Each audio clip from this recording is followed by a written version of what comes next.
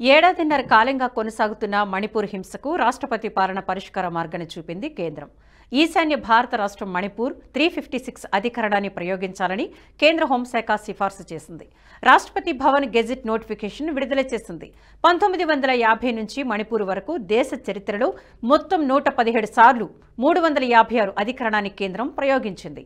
82 సందర్భాల్లో గత కాంగ్రెస్ ప్రభుత్వాలు రాష్ట్రపతి పాలన విధిస్తే మోదీ ప్రభుత్వం ఇప్పటి వరకు మణిపూర్తో కలిపి 6 సార్లు 356 అధికరణాన్ని ప్రయోగించింది. కాంగ్రెస్ తరహాలో మోదీ ప్రభుత్వం రాష్ట్ర ప్రభుత్వాలను రాజకీయ ఉద్దేశాలతో కూలదోయలేదు. పరిస్థితి చేయిదాటినప్పుడు మాత్రమే అంతిమ నిర్ణయంగా రాష్ట్రపతి పాలనను సిఫార్సు చేస్తుంది. కేంద్రంలో అధికారంలో ఉన్న ప్రభుత్వం సొంత పార్టీ ఏలుబడిలో రాష్ట్రంలో రాష్ట్రపతి పాలన విధించడం అరుదైన సందర్భమని చెప్పాలి. కాంగ్రెస్ ప్రభుత్వం విపక్ష పార్టీల అధికారాన్ని కూలదోయడానికి 356 అధికరణాన్ని ఉపయోగించుకుంది. ప్రాంతీయ పార్టీలను లోబర్చుకోవడానికి రాజ్యాంగ దుర్వినియోగానికి పాల్పడింది. ఇందిరాగాంధీ ప్రభుత్వం అత్యధికంగా 48 సార్లు 356 అధికరణాన్ని అమలు చేసింది. ఆ తర్వాత స్థానంలో పీవీ ప్రభుత్వం 11 సందర్భాల్లో రాష్ట్రపతి పాలన విధించింది. మన్మోహన్ సింగ్ ప్రభుత్వం 10 సార్లు, రాజీవ్ గాంధీ 6 సార్లు, నెహ్రూ 7 సార్లు రాష్ట్రపతి పాలన విధించిన చరిత్ర ఉండనే ఉంది. కొత్తగా ఏర్పడిన ఛత్తీస్గఢ్, తెలంగాణ రాష్ట్రాలు మినహా దేశంలో రాష్ట్రపతి పాలన ఎదుర్కోని రాష్ట్రాలు లేవంటే 356 అధికరణాన్ని కాంగ్రెస్ ఏ స్థాయిలో ఉపయోగించుకుందో అర్థమవుతుంది. ఏడాది కాలంగా ప్రతిపక్షాలు మణిపూర్లో రాష్ట్రపతి పాలన విధించాలని డిమాండ్ చేస్తున్నాయి. కేంద్ర ప్రభుత్వం సామ, దాన, భేద, దండోపాయాలను ప్రయోగించి పరిస్థితిని చక్కదిద్దే ప్రయత్నం చేసినా అవేవీ ఫలించలేదు. చివరకు కేంద్రమే జోక్యం చేసుకోవాల్సిన స్థితి ఏర్పడింది. బలగాల మోహరింపు, అత్యాధునిక టెక్నాలజీ తరలింపు, భిన్న తెగల పెద్దలతో సంప్రదింపులు ఎన్ని చేసినా పరిస్థితి అదుపులోకి రాలేదు. 2023 వేసవిలో మొదలైన హింసాగ్నిలో సుమారు 250 మంది సమిధులయ్యారు. సుమారు 60,000 మంది నిరాశ్రయులైనట్లు లెక్కలు చెబుతున్నాయి. ఇందులో ప్రతిపక్షాల దుష్ప్రచార సంఖ్య కూడా ఉంది. స్వచ్ఛంద సంస్థల అబద్దాల లెక్కలు ఉన్నాయి. మణిపూర్లోనే కాదు, మొత్తం ఈశాన్య భారతంలో అశాంతిలో స్వచ్ఛంద సంస్థల ప్రమేయం చెప్పలేని స్థాయిలో ఉంది. కేంద్రం పగడ్బందీ చర్యలతో స్వచ్ఛంద సంస్థలకు విదేశీ నిధుల ప్రోత్సాహం నిలిచిపోవడంతో అసాంఘిక శక్తులకు వంతపాడడం మొదలుపెట్టాయి ఎన్జీఓలు. మిత్రపక్షాల మద్దతు ఉపసంహరణ, సొంత పార్టీ ఎమ్మెల్యేల విమర్శల నేపథ్యంలో మణిపూర్ ముఖ్యమంత్రి బీరేన్ సింగ్ రాజీనామా అనివార్యంగా మారింది. శాసనసభ పక్ష నేతను ఎన్నుకునే ప్రయత్నాలు చేసినప్పటికీ ఫలించలేదు. బీజేపీ ఎమ్మెల్యేలే ముఖ్యమంత్రి బీరేన్పై ఫిబ్రవరి 10న అవిశ్వాస తీర్మానం ప్రవేశపెడతామంటూ అల్టిమేటం ఇవ్వడంతో కేంద్రం ప్రత్యామ్నాయ మార్గాలు మూసుకుపోయి రాష్ట్రపతి పాలనకు మొగ్గు చూపాల్సిన అనివార్యత ఏర్పడింది. దేశంలోని మెజారిటీ పత్రికలు, ఛానళ్లు మణిపూర్ అల్లర్లను పక్షపాత ధోరణితో వ్యాఖ్యానించాయి. కుకీ తెగల గురించి విపక్షాలు దొంగబాధ నటిస్తుంటే మరికొన్ని పార్టీలు మైతేల తరపున వాణి వినిపించారు. 2 వాదనల్లోనూ అసంబద్ధత ఉంది. ఈ అల్లర్ల వెనుక ప్రతీప శక్తుల పాత్ర ఉంది. విదేశీ నిధుల ప్రమేయం ఉంది. ఆకస్మిక ఘర్షణలను అవసరాలకు ఉపయోగించుకునే అవకాశవాద సంస్థల కుట్ర ఉంది. సద్యోజనిత ఘటనలను ప్రేరేపించే ప్రమాదకర శక్తుల వ్యూహాలు ఉన్నాయి. వీటన్నిటి మేళవింపే మణిపూర్ హింసాగ్ని. తెగల మధ్య వైరం చాలా సహజం. ప్రపంచ దేశాల్లో ఏ మూలైనా అనాది తెగల మధ్య పరస్పర ఘర్షణలు ఉండడం కొత్తేమీ కాదు. వాటిని ఉపయోగించుకునేందుకు అగ్రేజ్ చేయడం వల్ల సహజ వైరం కాస్త భయానక శత్రుత్వంగా పరిణమిస్తుంది. ఇదే మణిపూర్లో జరిగింది.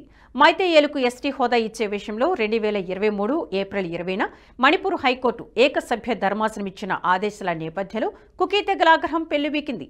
చినికి గాలివానైనట్టు మే 3 నాటికి హింసకు తెరలేచింది.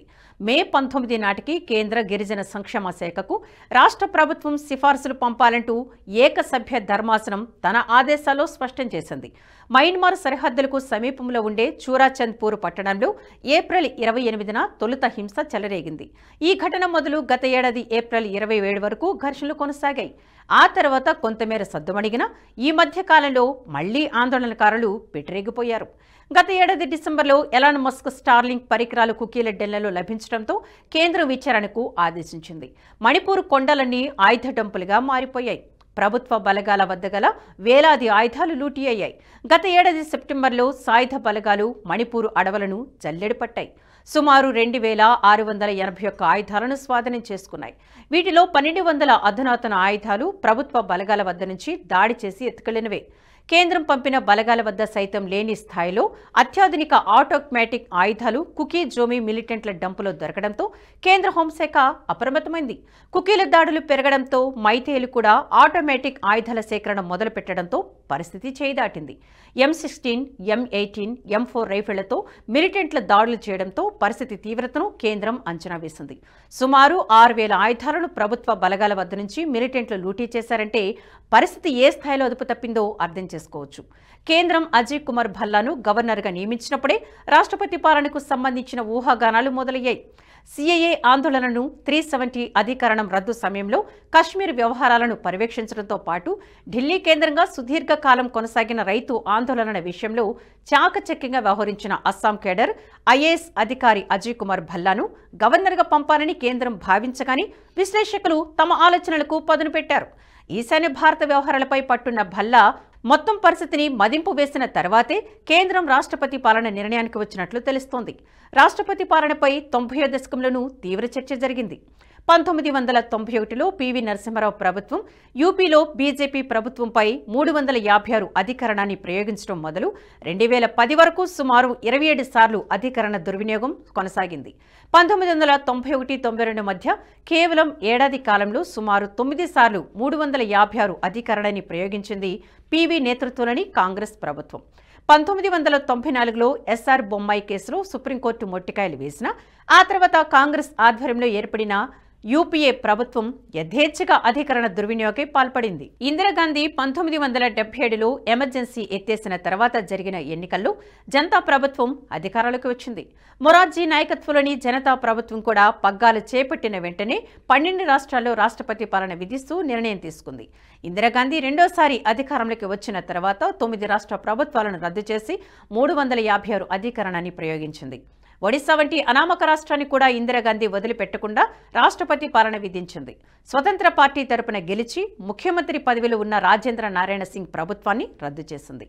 నందిని శతపథి ప్రభుత్వాన్ని 1974 మరోసారి రద్దు చేసి రాష్ట్రపతి పాలనకు సిఫార్సు చేసింది. ఇలా అనేక సందర్భాల్లో దశాబ్దాల తరబడి 356 అధికరణ దుర్వినియోగం కాసాగింది. తాజాగా మణిపూర్లో కేంద్రం రాష్ట్రపతి పాలనకు సిఫార్సు చేయడం వెనుక వ్యూహాత్మక కారణాలేవి లేకపోయినా పరిస్థితి సద్దుమణిగే వరకు తప్పదని భావించిందని అర్థమవుతుంది. దీర్ఘకాలిక రాజకీయ అస్థిరత, అనిశ్చితి మరింత హింసకు కారణమవుతుంది. కేంద్రమే నేరుగా రంగంలోకి దిగి పరిస్థితిని చక్కబెడితే శాంతియుత వాతావరణం ఏర్పడుతుందని కూడా కేంద్రం అంచనా వేసినట్లు తెలుస్తోంది. మణిపూర్లో 2027లో అసెంబ్లీ ఎన్నికలు జరగనున్నాయి. ఈలోపు శాంతిని నెలకొల్పి ప్రభుత్వాన్ని ఏర్పాటు చేయడం కూడా కేంద్రం ఉద్దేశంగా కనిపిస్తుంది. SR బొమ్మాయి కేసుతో సుప్రీంకోర్టు తీర్పు 356 అధికరణానికి కొన్ని సవరణలు, మార్గదర్శకాలు సూచించింది. రాష్ట్రపతి పాలన విధించగానే అధికారంలో ఉన్న ప్రభుత్వం కూలిపోయేది. మళ్లీ ఎన్నికలు అనివార్యమయ్యాయి.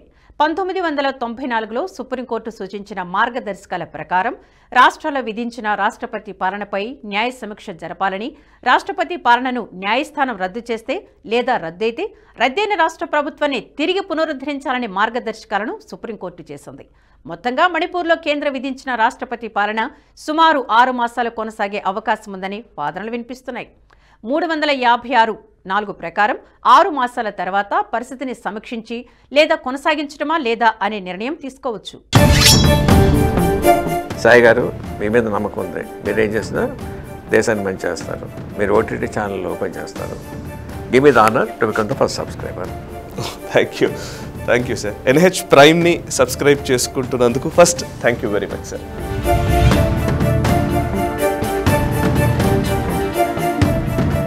ఈ వీడియో మీకు నచ్చినట్టయితే లైక్ చేయండి, 10 మందికి షేర్ చేయండి. అలాగే కామెంట్ల రూపంలో మీ అభిప్రాయాలను మాతో పంచుకోండి. Nationalist hub group of channels ను సబ్స్క్రైబ్ చేసుకుని తెలుగునాట జాతీయవాద జర్నలిజాన్ని ప్రోత్సహించండి. ఈ వీడియో కింద ఉన్న బెల్ ఐకాన్ పై క్లిక్ చేయడం మర్చిపోవద్దు.